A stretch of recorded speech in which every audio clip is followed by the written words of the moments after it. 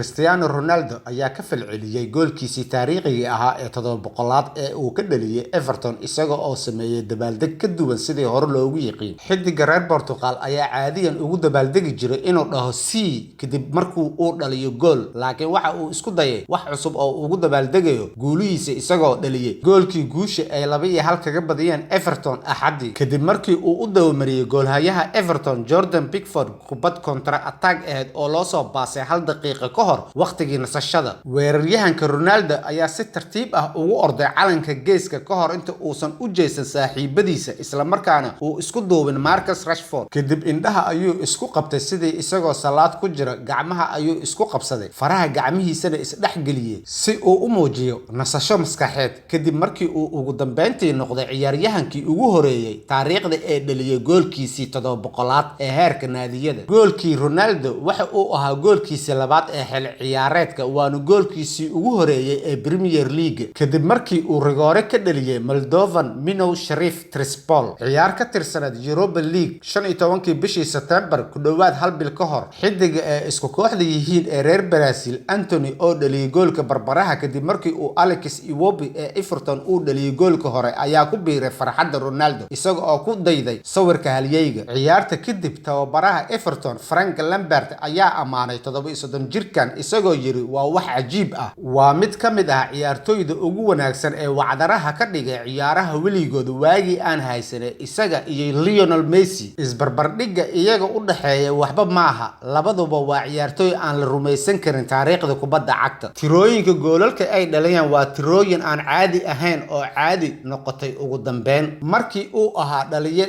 699 gool, Ronaldo waxaan rabay inuu gool ka dhaliyo Europa League oo uu ka hortagay naadiga reer Cyprus ama Qubrus sida Soomaalidu u taqaan ee Omonia Nicosia habeenkaasi, laakiin ma aysan noqon. Halyeygii iyo khabiirkii Man United Ray Ferdinand ayaa hadalkiisii raaciyay 700 oo gool. Taasi way ka badan tahay intaan ku soo jiray kubadda cagta. Kursiga ayuu ku dhibi lahaa, jawaabtuna waa taas. Waxa uu la baxayaa waxa uu cadeeyay oo uu sameeyay. Waxaan soo sheegnay in horey loo socdo iyo Ronaldo kala heersareynta mar walba way soo baxaysaa. Wuu niyad jabi lahaa, laakiin 700 oo gool si uu u noqdo kii maanta go'aamin lahaa haddii qof ka shakiyo isaga booskiisa ayuu dhigay. Kooxda WhatsApp-na way hadli doontaa. Natiijadu waxay ka dhigaysaa kooxda Erik ten Hag ee dib u soo noolaatay inay ku jirto kaalinta 5aad ee kala sareynta, 1 dhibicna ka hooseysa Chelsea oo ku jirta kaalinta 4aad iyo boosaska loogu soo baxo Champions League.